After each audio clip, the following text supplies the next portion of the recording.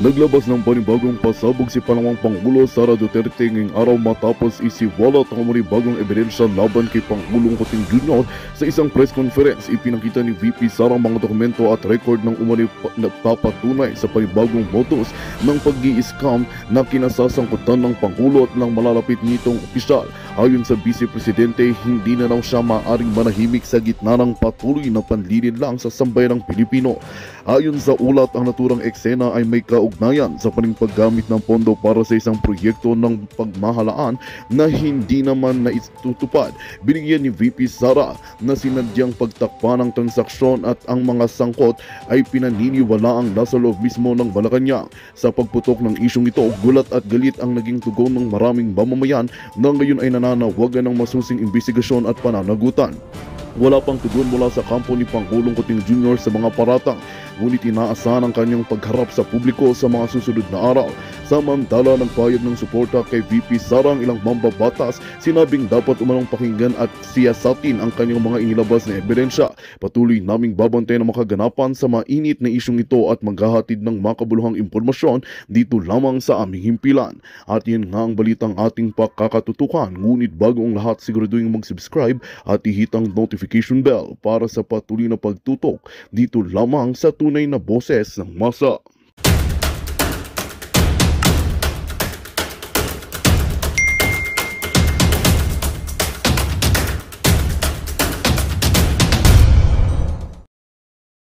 Vice President Sara Duterte may panibagong binunyag na naman mapatungkol kay Marcos Jr.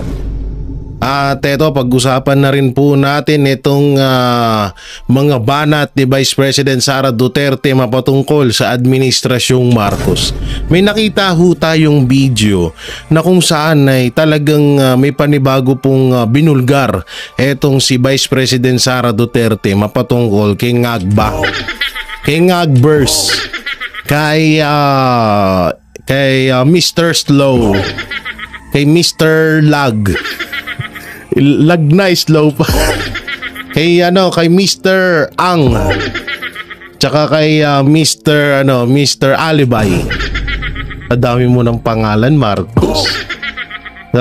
Lahat ata ng nickname na katanga nasa iyo. Mr. Ay, naku po, ayaw ko talaga. Ba't ba tayo lagi? Ba't ba kasi tayo nagkaroon ng presidente na ganito? Grabe naman grabe naman pahirap sa atin to. Sa dinami pwede maging presidente, yung ganito pa. Ang masama pa nito, ang kapal pa ng mukha, ayaw pang buwaba sa pwesto. Yan yung pinakamasama. At eto, may panibagong sinabi siya mapatungkol kay President Rodrigo Roa Duterte. Ito, tingnan natin. So ayan, may kita nyo dyan sa inyong screen. Sabi dito ni Marcos Jr., hindi makikialam sa hiling ng interim release ni Duterte. Tumasama dito eh. Tangina, ikaw nagdala dun kay Pangulong Duterte sa Netherlands, tapos nung nirelease na, hindi ka na mangingialam.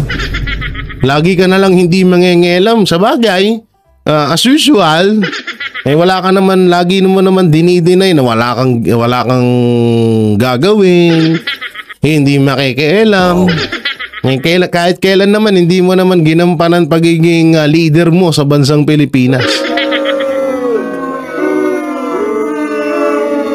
Alam nyo Mr. Marcos Jr., hindi naman po sa pinipersonal ka namin, kaso kasi obvious na ho talaga yung pagiging walang kwentang leader nyo. Sa madaling salita, obvious na po yung pagiging weak leader nyo. Pasensya na, wala naman po talaga, totoo naman po yun, wala naman po talagang perfectong leader or naging leader ng bansang Pilipinas. Kaso hindi ho namin sukat akalain na merong magiging leader ng Pilipinas na tinatawag talaga na walang kwenta. So sinasabing hindi perfecto sa inyo, kasi ang pagiging perfecto nyo wala Wala sa inyo talaga, ni 1% wala talaga. Ang masakit kasi dito, mga banateros, mga kabiyaya, siya ang dahilan kung bakit napunta sa Netherlands etong si Pangulong Duterte. Tapos ngayon, wala siyang pakialam na maiuwi or wala man lang siyang aksyon na maiuwi dito si Pangulong Duterte.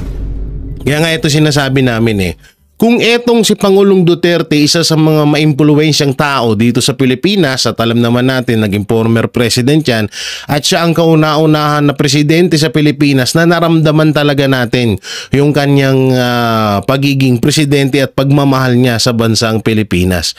Ang masama ho dito, tignan nyo na lang, katulad na lang ng mga sinabi niya kamakailan lang ni Marcos Jr. na parang magtiis muna ang mga OFW sa nangyayaring gera dyan sa Israel. Ang masakit kasi dito, ito po yung patotoo na kung wala siyang pakialam dito sa taong to, kay Pangulong Duterte, na aminin na natin na talagang kilala, ang kawawa ho dito tayo ng mga ordinaryong Pilipino, talagang walang pakialam ang administrasyong Marcos. Dito nga lang kay Pangulong Duterte, kilala yan. May nagawa yan sa Pilipinas. Napakaganda ng record sa Pilipinas niyan, pero wala siyang pakialam. Paano pa kaya sa atin? Tingnan niyo yung sinabi niya dun kamakailan lang sa kanyang interview na na parang pinapalabas niya na magtiis muna yung mga kababayan nating OFW sa nangyayaring gera. So wala siyang gagawing aksyon. Ang masakit pa niyan, nagbakasyon pa sa Japan. Sarap buhay, sana all. Oo, hindi niyo ba napapansin na kada may problemang malala sa Pilipinas, si Marcos Jr. nagpapakasarap sa ibang bansa? Talagang mapapasana all ka na lang. Grabe, ang lupit mo, palakpakan. At ito pa malupit. Ito, may isa na namang may nangangarap. May nangangarap po ng gising. Dito naman sa sinasabi niya, wala hong problema. Kaso, hindi natin nakikitaan ng ginagawa niya na talagang kaya niya tong gawin. Ito yan, ito yan. Nasaan yan? Yan, isa sa mga kuto. Isa sa mga balimbing. Noong kapanahunan ng Aquino, nandun siya. Tapos lumipat siya kay Binay. Tapos nung medyo tagilid na siya kay Binay, lumipat siya kay Pangulong Duterte. Tapos nung medyo tapos na at hindi na niya mapapakinabangan, si Pangulong Duterte lumipat siya at todo sip-sip niya sa balat ng aso. Kaya nga tinawag itong garapata lumipat na siya kay Marcos Jr. Kaya ito sabi niya tanga na yan na naman yung target.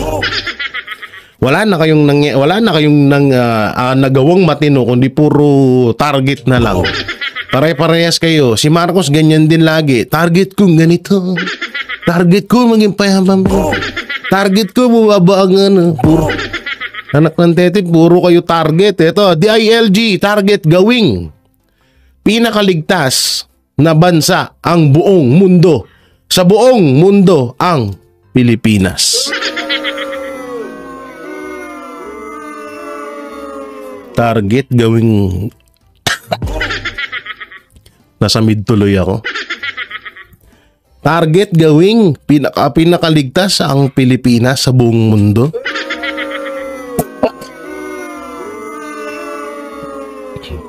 Ang lupit mo talaga. Paano mo magagampanan or mapapatupad na maging ligtas or pinakaligtas ang Pilipinas sa buong mundo? Yung ginawa nga ni Tory, kinonsinti nyo. Diba? Yung ginawa ni Tory sa KOJC, yung ginawa ni Marcos Jr. kay Pangulong Duterte na nagdulot ng trauma sa mga Pilipino, nagdulot ng trauma sa mga kabataan doon sa KOJC, kinonsinti nyo. Tapos ngayon sasabi mo pinakaligtas sa buong mundo. Fuck you. Sorry nadala lang sa emosyon. Anak ng teteng talaga tong mga to. Ang galing nyo sa mga ganyan salita nyo. Pero hindi nyo naman kayang gawin. Ilang taon nang naninilbihan tuloy Ilang taon na nakaluklok si Marcos hanggang ngayon. Sinabi niya na rin yun nung nangangampanya siya. Tapos sa kanya nga nagmumula ang ano rito. Sa kanya nga nagmumula ang gulo sa Pilipinas. 'Di ba? Imbis na gampanan niya yung trabaho na, puro Duterte kayo nakapokus. Oo, lol, wag mo kaming utuin. Akala siguro mauuto tayo dito mga hinayupak na to. Samantalang ito, mapunta na ho tayo dito sa video na kung saan ay may panibagong siniwalat si Vice President Sara Duterte mapatungkol ho dito sa sa kabulastugan ni Marcos Jr. Ito po, panoorin natin. Yung pagpunta niya dito sa Melbourne, kamusta po yung pagtanggap ng mga Pilipino sa inyo pa? Well, yes, I'm happy to be here. It's my first time in Melbourne, and I'm happy that I'm happy for the warm welcome of the Filipino community here in Australia, not just Melbourne. Ano po ang reason ba't kayo pumunta dito? Personal po ba or politics aspect? Yes, the reason why I am here is because I want to bring to the international community and talk to the Filipino community here in Australia about the International Criminal Court and the case of former President Duterte, as well as discussing what is happening in our country right now in terms of the performance of the administration of President Marcos. Kamusta po yung family niyo, Vice President, sa mga nangyayari po sa inyo sa former President Rodrigo Duterte at sa inyo ba? Immediate family, meaning my husband and my children, they're unaffected by politics. We don't discuss politics inside the house. My children are aware because they see content in social media, but we usually sit down with them and request them to ask questions. Tama ba yung narinig ko? Wait lang, umpisa natin Immediate family, meaning my husband and my children, they're unaffected by politics. We don't discuss politics inside the house. My children are aware because they see content in social media, but we usually Grabe, pati ba naman yun ginagawan pa nila? sit down with them and request them to ask questions directly from me and my husband so that we can answer the questions in their heads.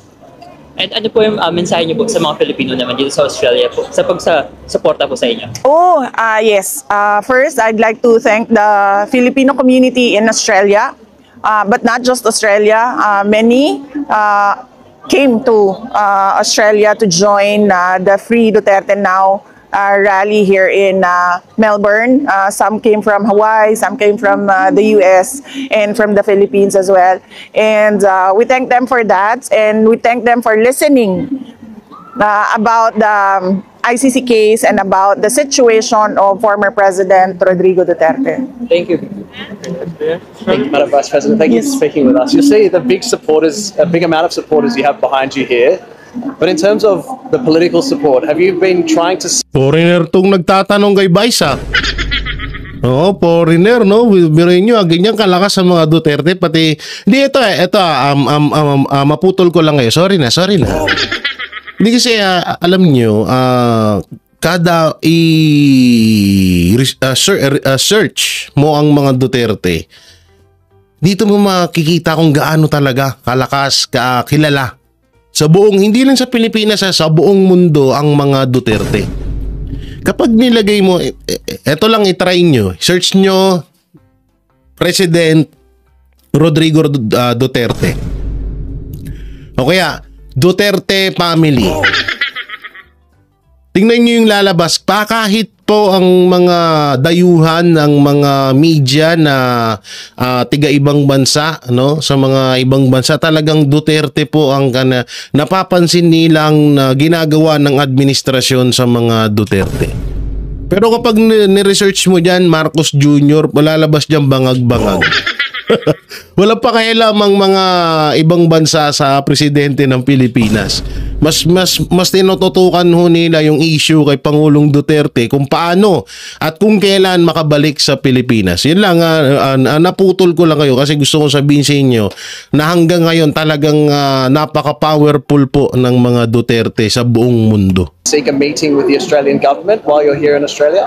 Oh, not for this visit. I've not reached out. I did reach out to Foreign Minister Penny Wong, but unfortunately she is unable to meet me on Monday. Daming supporter So sa I will likod, no? not be visiting Australian government officials for this visit, but I do hope that I can meet them in my next visit in the future, inshallah.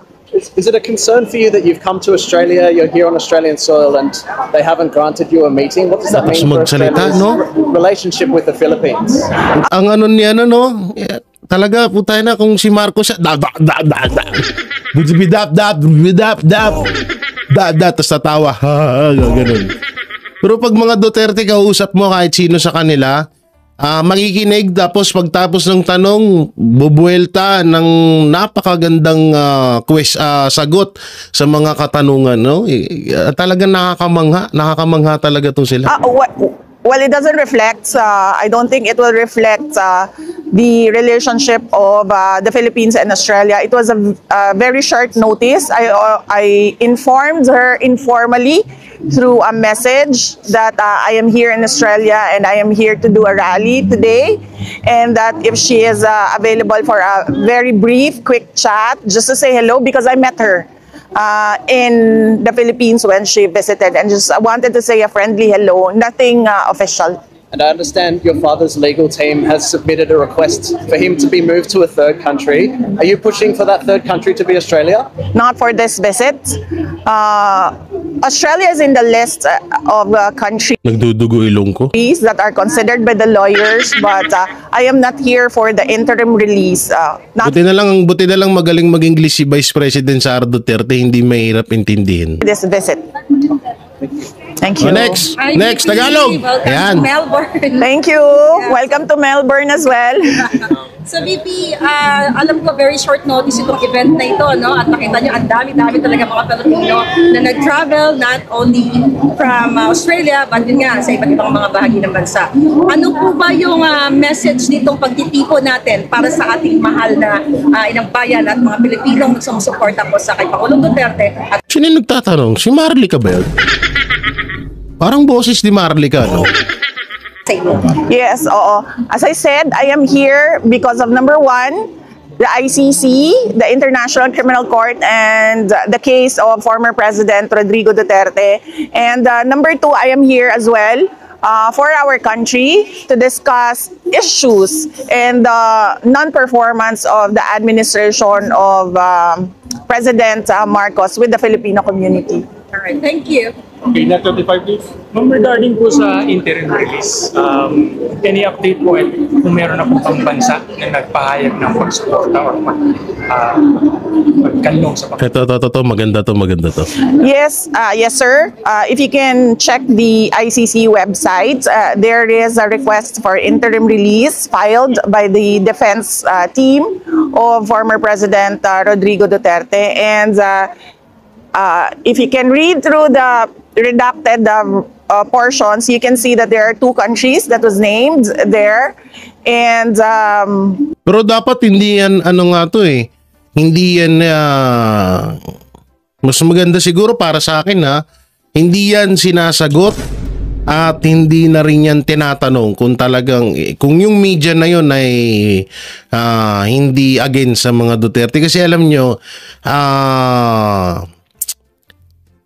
gagawa ng paraan kasi ang mga anti-Duterte. Katulad yan, kung halimbawang ma-release si Pangulong Duterte at mailipat sa ibang bansa or yung mga bansa na gustong sabihin na natin kumuha or mag-adapt kay Pangulong Duterte dahil 'di ba may mga sinabi nga sila dito ang administrasyon na hindi daw nila tatanggapin si Pangulong Duterte dito sa Pilipinas. So masaklap nga yun, no? Pilipino ka pero bawal kang umuwi sa bansa mo, ganun. Ganong kalupit ang ano natin ng administrasyon. So para sa akin siguro mas maganda na wag nang sabihin kung saan mang bansa kasi mas maganda gulatin na lang kung nandun na. At least hindi nakakaporma yung mga anti-Duterte kasi kapag nalalaman kasi agad nila, kaya nga minsan 'di ba sinasabi ko nga sa inyo parang mahirap pag merong yung mga makapasok na mga spy sa kampo ng mga Duterte na naghahatid ng balita doon sa kampo ng mga anti-Duterte para makapag agad sila gumawa ng hakbang na para putulan yung mga dapat gawin ng mga sa kampo ng Duterte.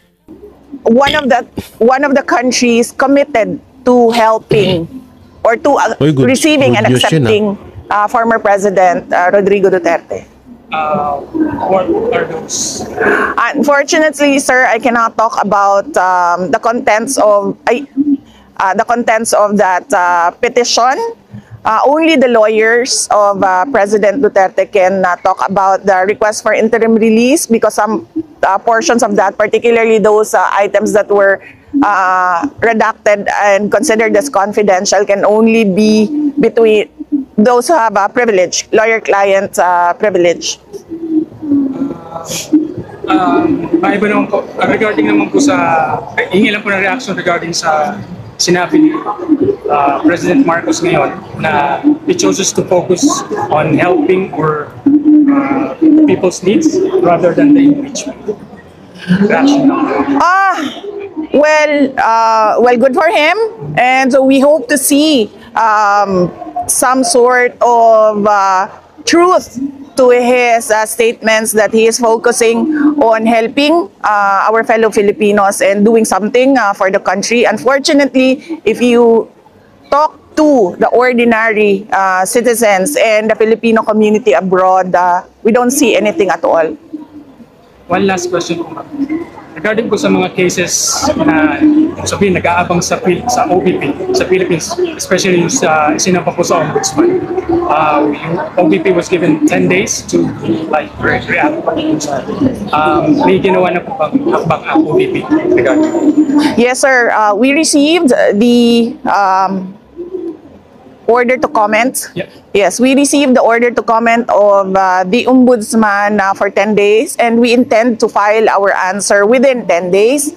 We've been preparing for this since November of 2023, the moment that we heard Representative Castro from the House of Representatives mentioned the word impeachment. So we've been preparing for this, and we've hired lawyers since 2023. So they will answer. We will provide the answer within 10 days. So nga pala, ito may maano ko lang total na nabanggit naman din dito. Meron kasing isang congressman tsaka isang laos na artista na kini-question po yung 16 na lawyer na handang dumipensa para sa mga Duterte. Sabi kasi nila, ang bukang bibig nila, wala daw pera ang mga Duterte pero kayang magbayad ng 16 na mga bigating lawyer. Alam nyo kasi ito yung mahirap sa mga mindset ng mga taong laging nagpapagana. Wait lang, ayusin ko lang mukha ni Vice President Sara Duterte. Hindi siya maganda dun. Baka ma-jombag ako niyan eh. Yan kasi yung hirap sa mga taong alam niyo yun, yung puro palakad ng pera sa mga katulad niyan. Halimbawa, may attorney, may kaso siya. Halimbawa ako, may kaso. Yung attorney na yun ay kaya niya lang ako, totoo naman trabaho ng mga lawyer yan, na alam mo yun, yung papakagating ka sa malaking halaga para lang ipagtanggol ka at talagang ipaglabang ka kahit na ikaw yung mali. So sa trabaho naman na ng mga lawyer yan, mali man o hindi, basta ikaw kinuha mo sila.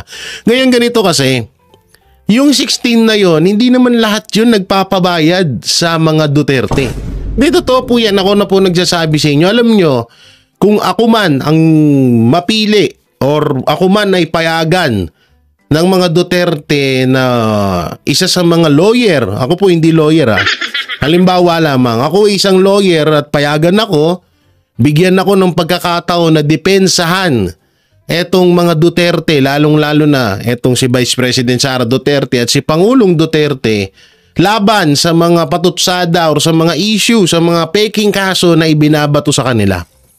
Alam nyo, sobra po akong talagang para sa akin po ay yun isang maituturing na talagang pinaka magandang opportunity, pinaka talagang matuturing mong ginto or diamond na maging parte ka ng usapang yun. Maging parte ka ng mission na yun. Hindi naman din kasi lahat ng 16 na lawyer na yun. At hindi rin naman din po lahat ng mga lawyer nagpapabayad. Ayan po yung itatak natin sa isipan natin. No?